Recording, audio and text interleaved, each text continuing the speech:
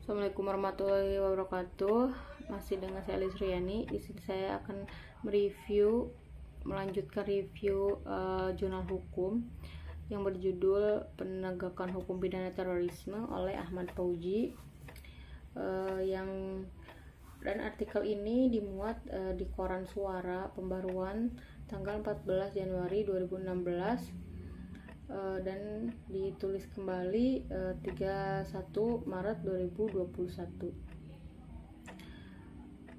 Sini akan menjelaskan penjelasan selanjutnya dari penegakan hukum terorisme ini.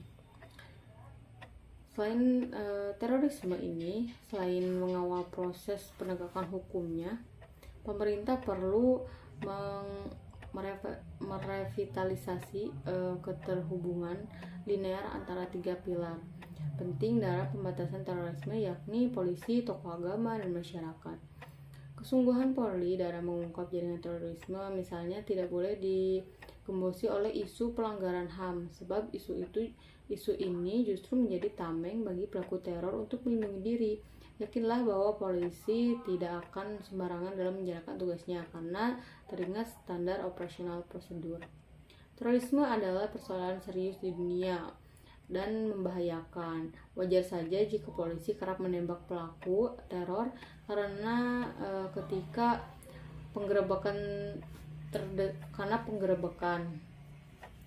dan kebanyakan keselamatan masyarakat sekitar. Nah, di sini di artikel ini juga mengatakan bahwa Johan Galtung pada 1988 mengatakan bahwa kepentingan kelompok tertentu dalam artian di sini adalah teroris, ada kalanya boleh dikorbankan demi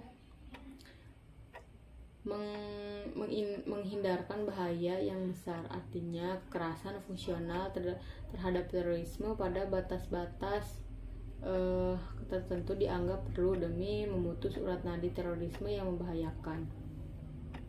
Masyarakat sebagai bagian dari pilar pemberantasan terorisme ini juga harus ditingkatkan perannya. Sistem keamanan keliling yang pernah berlaku di era Orde Baru perlu dikembangkan dengan memperketat pengawasan warga dari tingkat bawah. Jika ada warga yang mencurigai gerak-gerik, segera laporkan kepada pihak yang berwajib. Sisi lain dari gejala terorisme ini erat kaitannya dengan pandangan agama. Anak muda baru belajar agama namun sudah menggebu-gebu untuk berjihad dengan cara yang keliru, seolah agama itu identik dengan perang. Dan paradigma jihad dalam agama selalu final dengan genangan darah atau dalam kekerasan.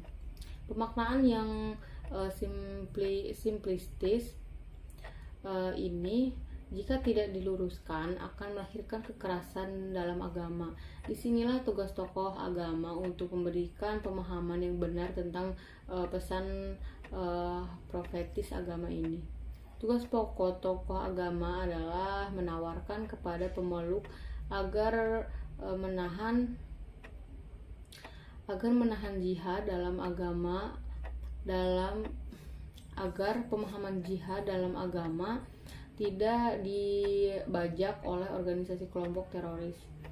Nah, di sini di artikel ini juga mengatakan bahwa pesantren sebagai basis pendidikan agama bagi mercusuar lahirnya manusia inklusif dan berwawasan multikultural, sehingga nantinya mampu meletakkan konsep jihad dalam konteks kebangsaan secara benar, bahwa musuh bersama yang harus diberantas bukanlah orang yang berlainan keyakinan agama, ras, maupun golongan, melainkan kemiskinan, kebodohan, dan penyakit yang sulit untuk dihilangkan dari negeri kita, yakni bukan terorisme, maksudnya korupsi. Mungkin sekian review saya mengenai jurnal hukum penegakan hukum pidana terorisme ini. Wassalamualaikum warahmatullahi wabarakatuh.